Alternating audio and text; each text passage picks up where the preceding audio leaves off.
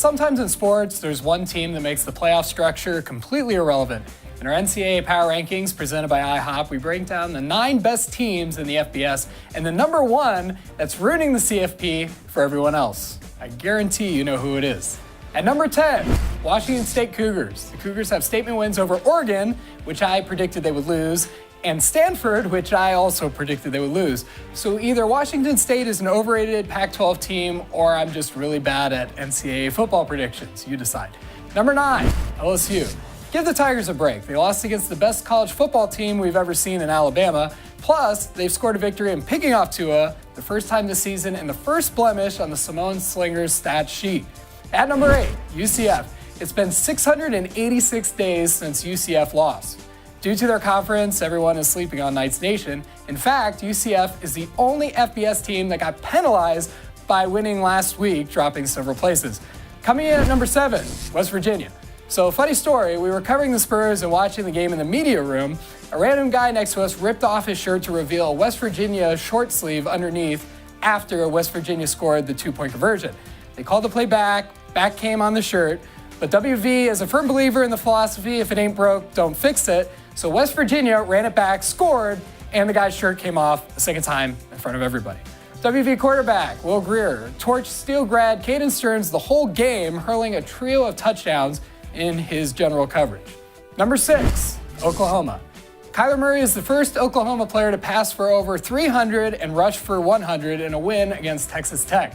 Quarterback guru Cliff Kingsbury stood salivating from the Red Raiders sideline and watched Murray complete 4 total touchdowns, admitting after the game that nobody's ever slowed him down in his career.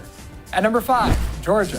With their only loss coming to LSU, Georgia has improved their physicality, smacking around their last 2 opponents. However, the Bulldogs have the disadvantage of likely winning out and playing Alabama for the SEC crown. The Crimson Tide will likely bring out the newspaper for the fearful Bulldogs. We want more. At number 4, the Michigan Wolverines. I like how the Wolverines are playing like they never lost the opener to the Fighting Irish. Sure, Michigan got their teeth kicked in week 1, but to them, it was a preseason scrimmage, and they've been dominating ever since, earning a 42-7 victory over Penn State last weekend. The offensive line is a sturdy unit. This year, Ed Warner has been staggering, with Michigan rushing for 233 yards per game against Big Ten opponents. Notre Dame, who's that? Oh, Michigan. They're only our 3rd best team in our power rankings. The Fighting Irish have now beaten the leaders of the Big Ten East, West, and ACC Coastal. This might be Coach Kelly's most talented team since he fielded his 2012 runner-up program.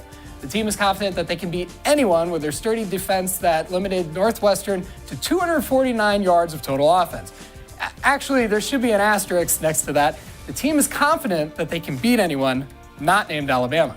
Number 2, Clemson Tigers. The Tigers put up a score that made every sports fan collectively spit out their beverage when they saw the final on Tinker Tape. Dabo Sweeney's boys tallied up 77 points on a Louisville team that saw half the roster transfer schools at halftime. Clemson has now totaled 240 points over their last 4 games.